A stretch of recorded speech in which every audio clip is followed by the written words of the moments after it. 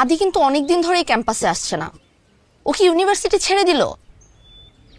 তোর এত জানার ইচ্ছা হলে ফোন কর ওকে। তুই কিন্তু ওই দিন একটু বেশি রিয়াক্ট করে ফেলছিলি। আমি বেশি রিয়েক্ট করছি? আর ও এতদিন ধরে যা যা করে আসছে সেগুলো তোর কাছে বেশি মনে হয় নাই? আমি কাকে পছন্দ করব, আমি কার সাথে মিশবো, এটা পুরোপুরি আমার পার্সোনাল ম্যাটার। ওই যে আদি আসছে। আরে আদি, কেমন আছো? ভালো। তোমরা কেমন আছো? আমরা ভালো আছি। আমি মানিক স্যারের লাস্ট লেকচারটা মিস করেছি, তো তাই একটু স্যারের সাথে দেখা করে নোটসটা নিয়ে আসি। আচ্ছা ঠিক আছে, যাও। ক্লাসে দেখা হবে।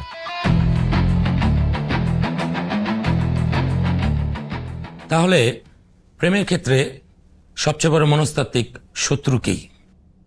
স্যার স্যার ছেলে হয়ে মেয়েদের নামে ফেক আইডি চালানো, টাকা এবং সময় দুইটাই নষ্ট হয় আমাদের।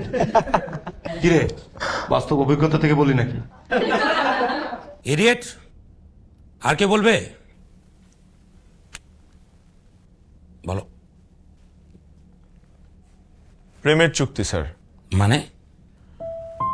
মানে আজকের এই দুনিয়ায় আমরা অনেক বেশি প্রাধান্য দিই বাহিরের চাকচিক্যে। একজন মানুষ মানুষ হিসেবে কতটা ভালো সেটাকে আমরা গুরুত্ব দিই না। আমরা গুরুত্ব দিই সে দেখতে কেমন, তার অ্যাপ্রোচ কেমন। এত কিছু খেয়াল করতে গিয়ে আমরা এটাই খেয়াল করতে ভুলে যাই যে আমরা সত্যিকারে সেই মানুষটাকে ভালোবাসি কিনা। প্রেমের নামে এই প্রেমের চুক্তিটাই আমার কাছে মনে হয় প্রেমের সবচাইতে বড় মনস্তাত্ত্বিক শত্রু। এই কারণেই তো রবি ঠাকুর বলেছেন, এরা সুখের লাগি চাহে প্রেম, প্রেম মেলে না, শুধু সুখ চলে যায়। গুড।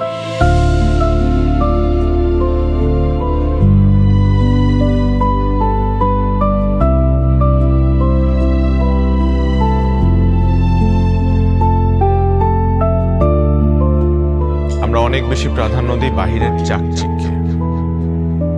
একজন মানুষ মানুষ হিসেবে কতটা ভালো সেটাকে আমরা গুরুত্ব দিই না। দেখছিস, যেখানে সেখানে ময়লা আবর্জনা ফেলে রাখছে, কি একটা অবস্থা। ডাস্টবিনে ময়লা ফেলার অভ্যাস কারণ নাই, আর ইউনিভার্সিটিতেও ডাস্টবিন এত কম। আসলেই।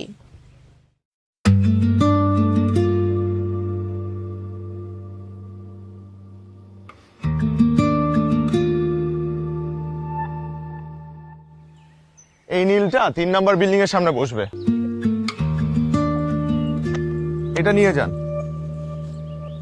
সুন্দর মতো লাগাই দিন। হ্যাঁ।